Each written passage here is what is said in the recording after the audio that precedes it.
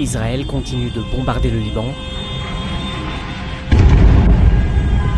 malgré le cessez-le-feu conclu ce 8 avril entre les États-Unis et l'Iran. De nombreuses frappes ont été recensées à Beyrouth, la capitale libanaise, et dans ses alentours. Israël a déclaré avoir lancé la vague la plus importante de frappes depuis le début de la guerre.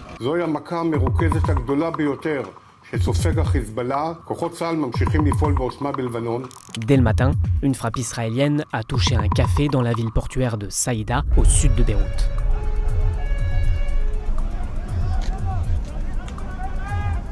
Au moins 8 personnes ont été tuées et 22 autres blessées selon le ministère de la Santé libanais. Et cette frappe n'a été que le début d'une longue série. En début d'après-midi, l'armée israélienne a déclaré avoir visé en l'espace de 10 minutes plus de 100 cibles, comme ici, dans la ville côtière de Tyr ou à Beyrouth. L'armée israélienne affirme prendre pour cible des sites militaires appartenant au Hezbollah. Mais comme à Saïda en début de journée, certaines de ces frappes touchent directement des civils. C'est le cas ici. Sur ces images vérifiées par Le Monde, un immeuble, collé à une épicerie et à une station essence, a été touché dans un quartier du centre de la capitale. Quelques secondes plus tard,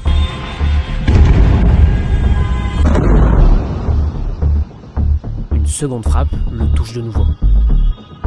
En recoupant les vidéos prises à plusieurs endroits du quartier, on peut se rendre compte de l'ampleur de l'attaque.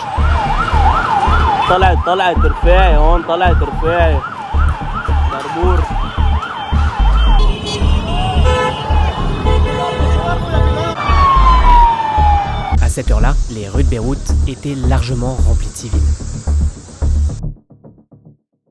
Après la mise en place du cessez-le-feu pendant la nuit, Israël a rapidement déclaré ne pas y inclure le Liban, ce qui a été confirmé dans l'après-midi par la Maison-Blanche. Plusieurs pays, dont la France, ont déploré cette décision. Sur le Liban, qui à date est aussi inclus dans le cessez-le-feu, ce qui est une bonne chose, la situation est critique. En une seule journée, les frappes israéliennes sur le Liban ont fait au moins 254 morts dans un bilan provisoire diffusé ce 8 avril au soir.